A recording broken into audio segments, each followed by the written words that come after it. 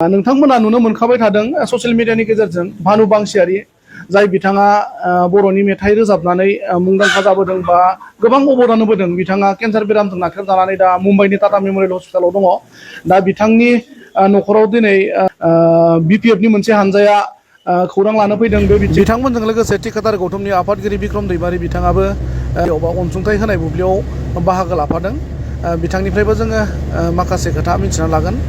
बिक्रम दैमारि थिखादार गौतमनि आफादगिरि बिथाङाबो बे समावहाय सहाय होनाय नैबे बुब्लियाव दङ। दिनै भानु बांसियारि बिथाङा गोब्राब बेरामजों नाख्रेबजानानै मुम्बाइनि टाटा मेम'रियेल हस्पिटालाव फाहामथाय लाबाय थादों। दा बेहाय अनसुंथाइ होनाय बुब्लियाव नोंथाङा दंफैयो, मा फोरमायगोन? आङो खावलायगोन, जोंहा नैबे बिमाया गासैबो खोथाखौ बुंजोबखाबाय।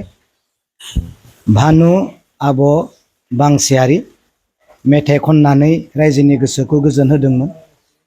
गोबां मेथाइफोर लिरनानै खननानै जोंनि बे बर'नि गेजेराव मुंदांखा जाबोदों। दा बिनिखाय बिथांनि गोब्राब बेरामाव आरो बे राहा गैयै समाव जों नों आंहा थाइसे थाइनै जुदि सहाय होआब्ला जोंखौ सहाय होग्रा रावबो गैया, नङा होमबा?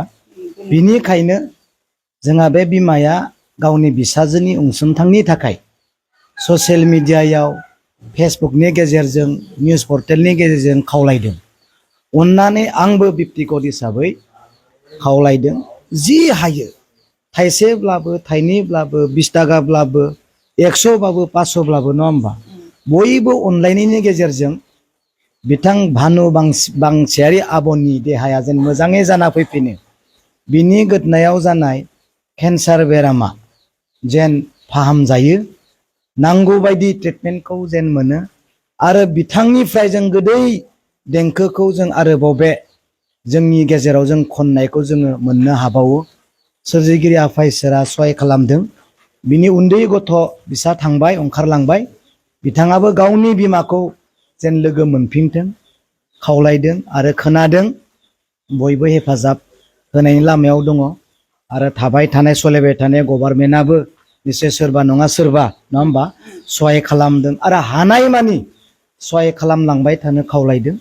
जोंनि बे एसेबां मोजां मेथाइ खनग्रा सासे भानु बांसियारि आब'आ गोब्राब बेमाराव, जाय बेरामखौ दिनै जों गिनाय मोनो, जायोब्लानो मोनसे संखिखांनाय फैयो, बे बेरामा जेन रायजो राजानि अननायजों आरो सोरजिगिरि आफा इसोरनि अननायजों मोजां खालामजाथों, सोखाजाथों, बेखौनो खावलायदों। फैबाय थानाय समाव जों आरोबाव बेखौ जोंनि गेजेराव मेथाइनि देंखोजों खननाय आरोबाव जों लोगो मोनगोनखौ आसा खालामदों। बेखौनो खावलायनानै आंनि बुंनायखौ दोनथ'बाय। गोजोन्थों।